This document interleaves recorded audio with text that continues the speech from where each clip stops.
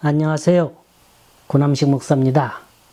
오늘 전해드릴 본문 말씀은 출애굽기 3장 9절에서 12절까지의 말씀입니다. 이제 가라, 이스라엘 자손의 부르짖음이 내게 달하고 애굽 사람이 그들을 괴롭히는 학대도 내가 보았으니 이제 내가 너를 바로에게 보내어 너에게 내 백성 이스라엘 자손을 애굽에서 인도하여 내게 하리라. 모세가 하나님께 아뢰되 내가 누구이기에 바로에게 가며 이스라엘 자손을 애굽에서 인도하여 내리이까. 하나님이 이르시되 내가 반드시 너와 함께 있으리라.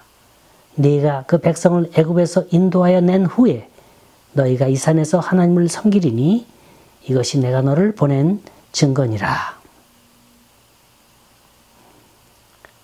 탈무드에 보면 나는 누구인가? 이런 질문을 하면서 남자의 일생을 7단계로 설명하고 있습니다. 한 살 때는 누구나 임금과 같다 그래요. 모두가 자기만을 위해줘요. 모두가 자기 기분만 맞춰줍니다. 울고 웃고 앉고 일어서는 모든 행동거지가 만인의 시선을 집중시킵니다. 그러면서도 본인은 내가 누구인지를 전혀 느끼지를 못하죠. 아직 그럴 수준에 이르지 못했기 때문입니다. 또 2살이 되면 돼지와 같다 그래요.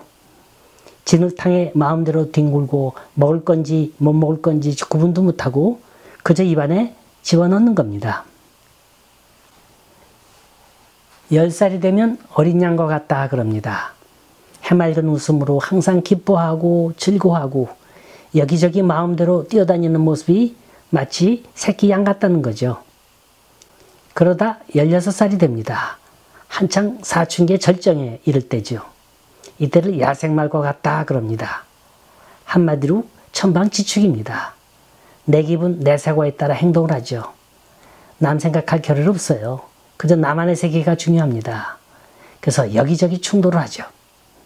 그러면서 남의 관심을 끄는 거예요. 그러다가 결혼을 했습니다. 이때를 당나귀 같다 그래요. 가정이란 무거운 짐을 지고 묵묵히 걸어가는 거예요. 그러다가 중년이 됐습니다. 세상 말로 한다면 4, 5정 5, 6도가 됐어요. 이때를 개와 같다 그럽니다. 부양하는 가족을 위해서 하기 싫은 말도 해야 하고 하기 싫은 일도 해야 합니다. 어떤 땐 비겁하게 돌아서기도 하고요.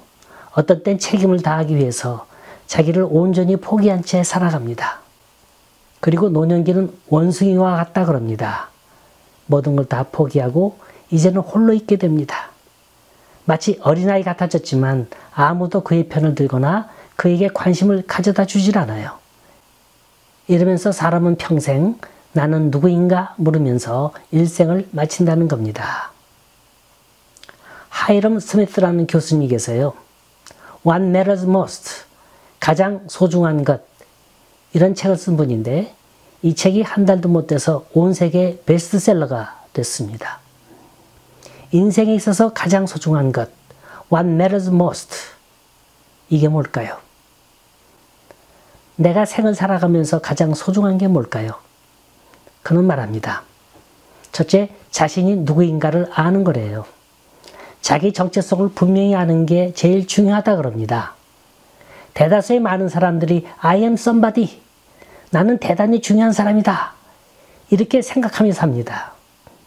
그 돈이 뭔지, 그 권세가 뭔지, 인기가 뭐고 명예가 뭔지 이것 떨어지고 나면 아무런 구실도 못하는 사람이 외형적인 거칠에만 믿고 뽐내며 산다는 거예요. 반대로 I am nobody예요. 난 아무 쓸모없는 사람이라는 겁니다. 열등의식에 매여 살아요. 저 일 자꾸 일을 벌려보지만 결과가 없어요. 자꾸 자신이 없고 의욕이 없어집니다. 가끔 자신은 세상에 버려진 사람처럼 느껴집니다. 그러나 사실은 세상에 버려진 게 아니라 그 마음이 다친 거예요. 자, 우리의 정체성은 뭡니까? I am somebody입니까? nobody입니까? 한 가지 사실은 I am somebody 하면서 교만하게 뽐내며 산 사람이나 I am nobody 하면서 절망하는 사람이나 궁극적인 문제는 하나님을 발견하지 못하며 사는 데 있다는 거예요. 그래서 내가 누군지 자신의 정체성을 잃고 산다는 겁니다. 두 번째는 당신에게 소중한 게 무언가를 아는 거랍니다. 소중한 건 많죠. 갖고 싶은 건 많죠. 하고 싶은 건 많고 보고 싶은 건 많고 굉장히 넓은 세상에 삽니다만은 중요한 건 나예요. 내가 지금 뭘 소유하고 있느냐는 거예요. 내 손에 쥐고 있는 게 뭐냐는 겁니다. 이건 양과 질을 뜻하는 게 아니에요. 나만이 갖고 있는 독특한 그 무엇이에요. 하나님이 나에게만 주신 게 있어요. 나만이 경험했고 나만이 느꼈던 인생의 비밀이 있습니다. 여러분, 남보다 아픔이 많습니까? 마음의 상처가 있습니까? 외로움과 고독, 시련과 환란이 쉴 새 없이 몰아칩니까? 이건 남보다도 더 많은 인생의 비밀을 안고 산다는 얘기입니다. 근데 성경은 아픔이 있어야 성숙해지고 고난이 있어야 축복이 있다고 했습니다. 세 번째는 네가 소중한 걸 경험했느냐? 너만이 아는 하늘나라의 비밀이 있느냐? 그러면 그걸 실행하라는 거예요. 집중하라는 거예요. 열중하라는 겁니다. 할 수 없는 것 해달라고 하지 말고 할 수 있는 걸 극대화시키라는 거예요. 모르는 것 알게 해달라고 몸부림치지 말고 이미 아는 것 그것 가지고 충실히 자신의 전력을 다하라는 겁니다. 네 번째는 시야를 넓혀라. 그동안 소중한 것을 알고 그것에 집중하고 수고하고 노력했지만 그러나 거기에 풍덩 빠져선 안 된다는 거예요. 거기에 집착하지 말고 시야를 넓혀라. 좀 더 넓은 세상을 바라봐라. 내가 소중히 여기는 것 외에 바깥 세상이 있습니다. 더 넓은 세상이 있어요. 내가 이해하지 못하는 또 하나의 다른 세상이 있습니다. 우물 안에 갇힌 개구리처럼 내 시야에 있는 것만 바라보지 말고 어서 그 우물을 뛰어 넘으라는 거예요. 이것이 하이럼 스미스가 외치는 세상을 사는 지혜인 겁니다. 우리 믿는 사람들은 무엇이 가치 있는 줄 압니다. 우리는 주님이 주신 능력과 힘을 알기 때문에 날마다 그걸 사모하며 삽니다. 세상에서 가장 복 있는 사람은 하나님이 필요할 때마다 부르는 사람인 거예요. 그런데 우리가 한 가지 착각하며 사는 게 있어요. 주님이 부르는 사람은 어떤 특별한 사람, 특별한 존재인 줄 알고 있다는 겁니다. 특별히 돈이 많거나 특별한 가문에서 태어났거나 특별한 재능 있는 사람들이 굉장히 복이 있는 사람인 줄 압니다. 그건 잘못하는 거예요. 사실은 그 정반대인 거예요. 하나님이 택한 사람들은 모두가 다 건져낸 사람입니다. 낭만과 절망 속에서 건져내고 시험과 연단 속에서 건져내고 수없는 질고와 병마 속에서 건져내고 눈물과 한숨의 늪 속에서 건져냈을 때 그때 비로소 하나님의 사랑과 은혜를 깨닫게 되는 겁니다. 우리 믿는 크리스찬의 생애는 건져냄의 역사인 거예요. 수없는 죄의 어둠 속에서 방황하며 빠질 때도 주님이 끊임없이 찾아와 손을 내밀며 건져주셨어요. 오늘 본문 출애굽기는 바로 건져냄의 역사를 기록한 책입니다. 여기 나오는 주인공 모세라는 이름은 물에서 건져 올렸다는 그런 의미가 있습니다. 모세야말로 그 시대가 낳은 풍운합니다. 그렇다고 그는 하나도 특별한 존재는 아니었어요. 그는 태어나자 3개월 만에 나일강 하숫가에 버려져야 했던 슬픈 운명을 지녔습니다. 그 시절 그 강가에 수많은 히브리 어린 아기들이 나일강에 떠돌아다녔습니다. 이때 히브리 어린 아기들이 갈대 상자 속에서 할 수 있는 일이라고는 뭐가 있겠습니까? 그냥 마냥 울어대는 거예요. 모세도 마찬가지. 모세가 있는 힘을 다해서 앙앙 울어댈 때 건져냄의 역사가 시작됐던 겁니다. 그 어느 누구도 이 어린아이가 히브리 민족의 역사의 주인공이 될 거다 얘기하는 사람은 아무도 없었어요. 그를 낳아준 부모도 그의 누이도 물에서 건져준 바로의 공주도 몰랐습니다. 바로의 궁전에 입양된 모세. 그는 세상에서의 달콤한 40년을 애국 궁전에서 보내게 됩니다. 이 꿈같은 기간 동안 모세는 자기의 존재가 어떤 사람인 줄 몰랐어요. 잘 먹고 잘 입고 좋은 친구 사귀고 특수훈련을 받는 동안에도 그는 자기를 몰랐습니다. 그러다가 모세에게 결정적인 순간이 다가옵니다. 어느 날 공사판에 나갔는데 전혀 무방비 상태에 있는 히브리 형제가 바로의 군사 앞에 무자비하게 맞는 거예요. 이때 모세는 세 가지 실수를 저지르게 됩니다. 첫째, 그의 가슴속에 적개심이 타올랐다는 거예요. 이 적개심이란 정의감이라는 말과는 다른 거예요. 일단은 바로의 군사를 먼저 말렸어야 했습니다. 얼마든지 그의 위치로선 일개 졸개 따위는 말로써도 타이를 수 있었습니다. 그러나 사람들은 일단 적개심이 발동이 되면 자신이 심판관이 됩니다. 내 사고가 다 옳고 다른 사람의 의견은 눈에 들어오질 않아요. 사랑으로 해결할 일도 손부터 앞서 나갑니다. 이게 모세가 실패했던 이유였어요. 그는 나이 40에 깨닫고 보니까 그 어마어마한 정치 구조가 다 헛것으로 보인 거예요. 아무리 주위를 살펴봐도 히브리는 자기 혼자밖에 없더라는 거예요. 결국 적개심의 결과는 어떻게 번집니까? 애굽 사람을 쳐 죽여 모래속에 파묻는 어리석음을 연출하고 맙니다. 두 번째, 모세의 실수는 원망과 시비가 없어야 하는데 분을 냈다는 거예요. 이 화를 품고 있다는 게 무서운 겁니다. 주역의 육갑을 보면요, 천고성이라는 게 있습니다. 이건 평생을 외롭게 산다는 거예요. 한많은 인생을 말합니다. 이런 사람은 항상 피해의식이 있고 욕구불만 속에서 살아갑니다. 그러니까 주위의 사람들을 다 떨어버리는 거예요. 이런 분들이 흔히 쓰는 말이 있습니다. 세상에 믿을 사람 하나도 없다 그래요. 사실은 그게 아니에요. 문제는 나에게 있는 겁니다. 내가 분을 품고 화를 내고 방어벽을 쌓으니까 주위 사람들이 하나둘 다 떠나가는 거예요. 여러분 외로우세요? 친구가 없습니까? 자식들이 알아주질 않나요? 내 마음을 털어놓고 얘기할 상대가 없습니까? 먼저 내 자신을 살펴보세요. 문제는 나에게 있는 거예요. 여기 광야를 향해 외로이 떠나는 모세의 뒷모습을 보세요. 남에게 원망과 시비의 마음을 품을 땐 이렇게 외로움의 길을 걷게 되는 겁니다. 세 번째, 모세의 실수는 좌우로 사람만 살폈다는 겁니다. 2장 12절에 보면 모세는 좌우로 사람이 없음을 보고 그 애굽 사람을 쳐 죽였다 그랬습니다. 여기에 모세의 결정적인 실수가 있는 겁니다.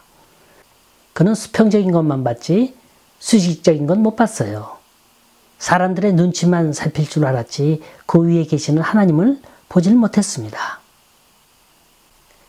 사람이 실패하려면 시야가 가려집니다. 실패하는 자의 눈은 수평을 바라봅니다. 실패하는 자의 가슴은 언제나 냉랭해요. 소망이 없어요. 항상 부정적인 어둠의 그늘 속에서 헤어나질 못합니다. 그런데 이게 바로 모세의 모습이요, 우리의 모습이라는 겁니다. 하지만 실망하지 마세요. 우리의 실수하는 모습 속에 하나님의 큰 뜻이 숨어 있다는 걸 믿으시기 바랍니다. 모세는 과거 40년 동안은 스스로 낮아질 수 없었던 사람이었어요. 교만이 가득 찼었고 자신이 가득 찼었고 세상 것으로 가득 찼었습니다.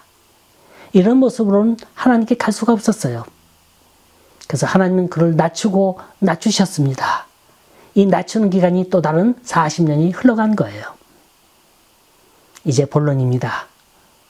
모세는 어느 날 호렙산 가시덤불 속에서 타오르는 불을 봤습니다. 이건 엄청난 사건입니다. 하나님의 사건은 시간에 따라 움직이는 게 아니라 사건별로 다가옵니다. 하나님이 우리를 카운트하시는 건 시간이 아니라 사건이에요. 실패와 좌절과 낭만과 허탈의 가시덤불 속에서 우리를 부르시는 소명의 불길을 바라보고 있느냐? 이게 중요한 겁니다. 하나님 바로 그 사건을 체크하고 계시는 거예요. 베데스다 연못가에 누워있던 병자를 보세요. 38년이 아니라 60년이 지나도 주님을 만나는 사건이 없었다면 이 환자는 영원한 환자로 남게 되는 거예요. 여러분, 신앙의 역사가 우리 믿음의 척도를 나타내 주는 게 아닙니다. 20년 믿고 30년 믿고 40년 예수를 믿는 게 그게 자랑이 아니에요. 주님을 따르는 건 머리로 믿고 지식으로 믿고 경험으로 믿는 게 아니에요. 가슴으로 믿어야 합니다. 꼭 시청각 교육을 통해서 그 소리를 듣고 눈으로 보고 손으로 만져봐야 그게 하나님의 능력의 역사라는 걸 알 수 있겠습니까? 왜 하필이면 그 산속에 많고 많은 나무 가운데 가시덩굴일까요? 왜 떨기나무에서 불이 탑니까? 이 가시덩굴이란 건 I am nobody라고 체험하며 사는 모든 사람들을 대언해주는 말씀인 거예요. 전 하나님이 모세에게 하신 말씀이 제 귀엔 이렇게 들려요. 아무개야, 너는 광야의 잡초처럼 버려져 있다 할지라도 내가 네 삶을 붙잡을 때 넌 할 수 있다. 너는 소명의 불을 태워야 한다. 잠시 붙었다 연기만 내며 꺼지는 불이 아니라 영원히 아름다운 빛을 발하는 소명의 불을 태워야 한다. 이것이 불꽃 가운데 임하시는 주님의 메시지인 거예요. 이 미천하고 보잘것없는 나라도 주님이 부르시면 가야 합니다. 필리핀으로 가라 하시면 가야 하고 아마존으로 가라 하시면 그리로 가야 합니다. 저는 그들의 고충을 몸으로 피부로 체험하지 못했기 때문에 잘 모릅니다. 얼마나 아픈지 얼마나 힘든지 얼마나 고통이 되는지 모릅니다. 하지만 꼭 선교의 현장에 나가야만 선교는 아닌 거예요. 나 어느 곳에 있든지 내 가슴이 주님의 불꽃으로 타오르면 이곳이 선교의 현장이 되는 줄 믿습니다. 본문 4절 보면 하나님이 모세를 부르셨을 때 모세가 이렇게 대답합니다. 내가 여기 있나이다. Here I am. 모세가 머물러 있던 땅은 색다른 땅이 아닙니다. 언제나 그런 양떼를 이끌고 그곳을 지나갔던 자리예요. 힘들 때면 앉아서 쉬었다 가던 자리였습니다. 그러나 그 자리에 하나님이 임하시자 그 자리는 거룩한 땅으로 변합니다. 주님이 원하시는 건 내일이 아니에요. 바로 이 순간 이 장소입니다. 주님을 만나는 시간, 주님을 만나는 장소는 아주 평범한 곳입니다. 언제든지 부르시면 대답할 수 있는 장소에 우리는 서 있어야 합니다. 주님의 말씀이 임한 곳은 거룩한 곳입니다. 그곳이 어디건 중요치 않아요. 내가 일하는 일터건 아니면 운전대를 잡고 있는 차 안이건 우리의 가슴이 소명의 불길로 뜨겁게 타오를 때 하나님 앞에 고백하세요. Here I am.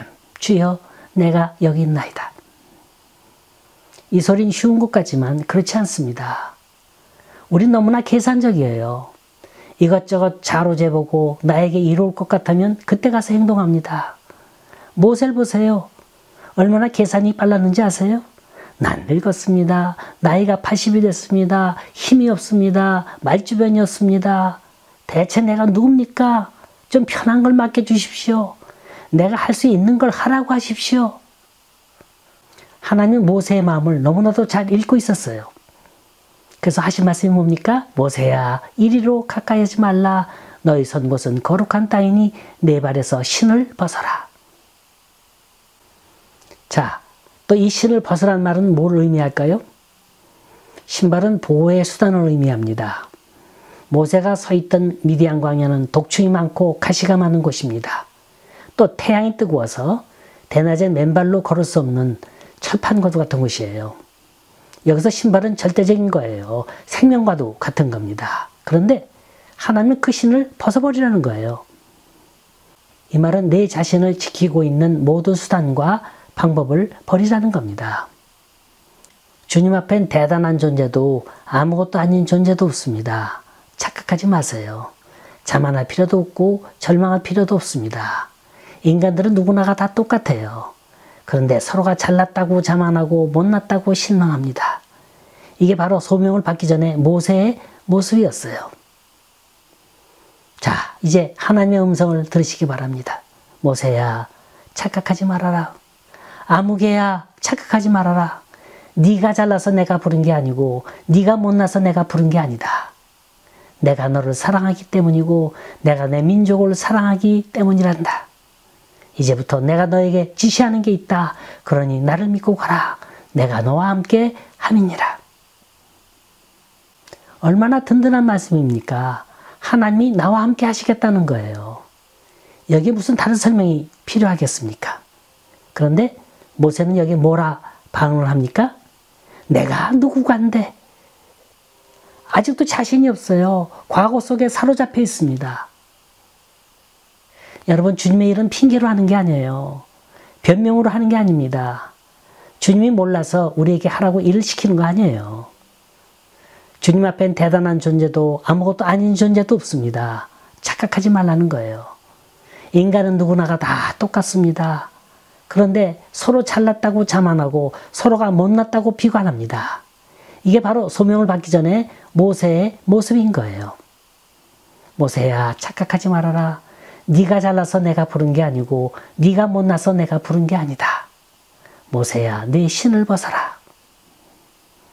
여기서 신을 벗으란 말은 지난날의 가정스러운 모든 과거를 다 벗어버리란 말입니다. 이건 자기 부정을 뜻하는 거예요. 신발을 벗어던진다는 건 생명을 드린다는 뜻입니다. 우리 가슴속에 불꽃 같은 소명이 타오를 때 주님이 우리에게 주시는 건 물질이 아닙니다. 그 어떤 힘도 그 어떤 길도 뚜렷하게 제시해 주는 게 아닙니다. 그러나 주님이 주시는 건 그 어느 것과도 바꿀 수 없는 거예요. 주님은 자기 자신을 주셨습니다. 모세는 갈 길을 제시해 달라고, 힘을 달라고 광야에서 40년을 기다렸지만 떨기나무 속에서 들리는 음성은 그게 아니었습니다. 가라, 내가 너와 함께 함이니라. 하나님은 자신을 모세의 가슴속에 넣어줬습니다. 가라, 내가 너와 함께 함이니라. Go, I'll be with you. 너희는 예루살렘과 유다와 사마리아와 땅끝까지 불타는 가슴을 안고 가라. 네가 어느 곳에 가든지 내가 함께 하겠다. 소명이 있는 자에게 주님은 함께 하십니다. 우리 머리로 주님을 따르지 맙시다.